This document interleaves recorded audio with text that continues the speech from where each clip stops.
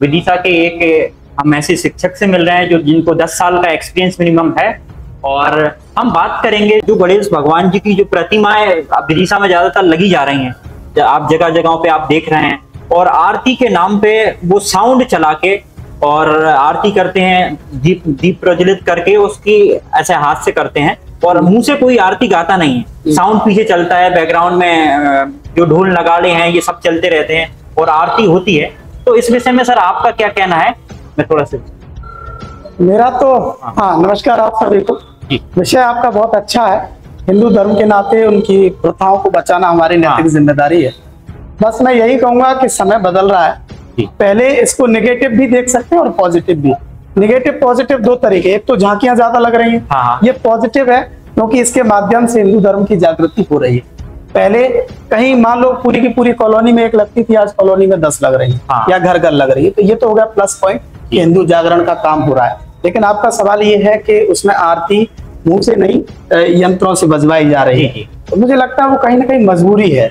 उसके पीछे का कारण ये है कि संख्या बहुत ज्यादा हो गई है, टेक्निकल जमाना है। हाँ, टेक्निकल भी जमाना है, और पंडितों की जो संख्या, पंडित का मतलब जाति से नहीं, पंडित का मतलब ज्ञानी से। पंडित का अगर शाब्दिक अर्थ अगर निकालेंगे तो पंडित का मतलब होता है ज्ञानी। ज्ञानियों की संख्या तो है, लेकिन चूंकि ज्ञानी अपने अपने कामों में व्यस्त हैं, तो वहाँ आरती करने के लिए जो लोग हैं अवेलेबल, उनको उतना ज्ञान नहीं है, तो वो कुछ गलत ना कर दें, इसीलिए भी कुछ लोग इलेक्ट्रॉनिक का सहारा लेते हैं। जैसे भाई उन्हें आरती प्रॉपर नहीं आती तो वो क्या करेंगे, गलत पढ़ने से पाप लगेगा, उनके दिमाग में लगता है कि मोबाइल में लगा दो तो गलती होने के चांसेस खत्म हो जाते हैं। तो ये आरती मानी जाएगी या नहीं मानी जाएगी? देखो, माना जाएगा, ईश्वर के सामने तो सब सही है, लेकिन हाँ भविष्य में देखा जाए, हिंदू धर्म के लिए देखा जाए तो थोड़ा सा ठीक नहीं है, क्योंकि अगर ये बात चलन में आती है तो आने वाली जनरेशन यही सीखेगी कि हमें आरती याद करने की जरूरत नहीं है। बिल्कुल, आप YouTube पे से चला सकते हैं, कहीं पर भी जाओगे तो आप तो खड़े हो जाओ, मोबाइल में लेकर के आरती लगाओ और काम हो गया आपका। तो आने वाली जनरेशन के लिए बिल्कुल भी ठीक नहीं है। ठीक, संदेश नेगेटिव जाएगा, मेरा ऐसा मानना है। कोशिश करनी चाहिए, जितने भी धर्म प्रेमी बंधु हैं, जो भी पुजारी हैं, उनको ये कोशिश करनी चाहिए कि आरती कम से कम मन से और एकदम जुबान से गाएं, और जो भी झालर मजीरे हों वो भी हाथों से बजे,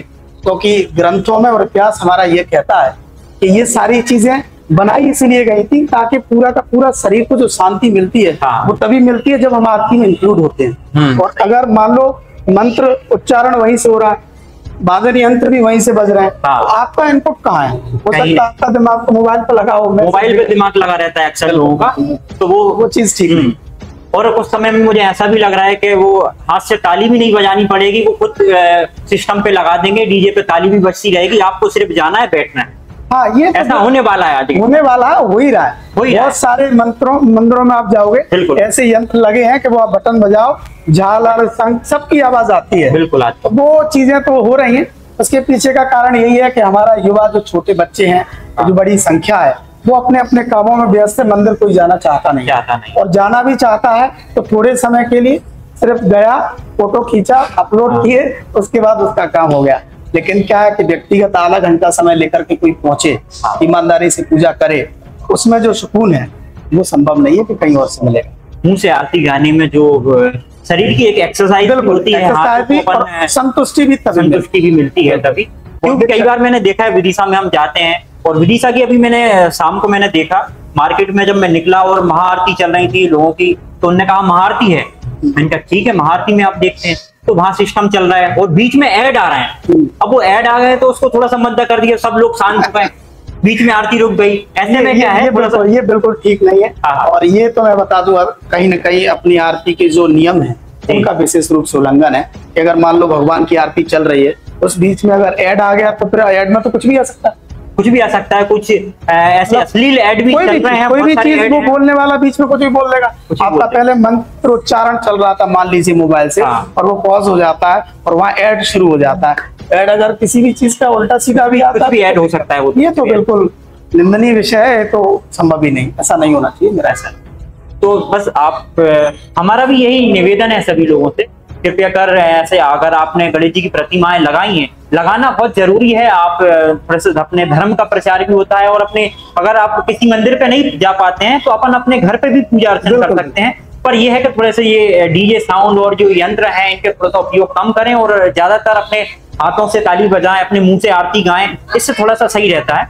और रही बात आगे की, आखिरी वाली, ये तो ऊपर वाला है। हाँ। अगर उसके नाम पर मैं तो कह रहा हूँ सच्ची शिद्दत से कोई बच्चे काम कर रहे हैं तो ऊपर वाला माफ करता है, ये कोई दिक्कत नहीं है। मैं अंत में एक विषय और जोड़ता हूँ कि हमें तो मंजिल मिल ही जाएगी, भटकते भटकते ही सही, गुमराह तो वो है जो घर से निकले नहीं। यानी जो इंसान 10-11 दिन का जो सफर है उसमें एक दिन भी अगर मंदिर नहीं है तो उससे वो लोग बहुत ज्यादा अच्छे हैं जो मंदिर गए, भले ही उन्होंने मोबाइल से आरती गाई, लेकिन वो विद रिस्पेक्ट अच्छे हैं। अपन ये नहीं कह सकते घर में बैठ करके कि आप मंदिर में जा रहे हो आप अच्छे नहीं हो क्योंकि आप मोबाइल से आरती सुना रहे हो, इस हिसाब से बेहतर है क्योंकि वो मंदिर तो पहुंच रहे हैं। धीरे धीरे बस उनके अंदर इस बात को डालना कि हाँ भाई इस मोबाइल को थोड़ा बंद करो यार, गाओ, वो धीरे धीरे फील आएगा। और इस काम पर भी लोग लगे, धीरे धीरे लगे, जल्दी हो जाएगा ये भी। और मुझे लग रहा है कि होना चाहिए 100%। अगर नहीं होगा तो फिर जो सनातन धर्म है वो कहीं ना कहीं देखो सनातन तो आज से टेक्निकल युग में जा रहा है, कितने भी युग में जाएगा, आज से 100,000 साल पहले भी था। और मुझे लगता है दुनिया की जब से उत्पत्ति हुई है वो आप वेदों में देखोगे तो हिंदू धर्म में सनातन में मिलती है, सारे धर्म बाद में आए और ये आज है कल हो नहीं हो, लेकिन सनातन सदियों पहले था और सदियों बाद तक रहेगा।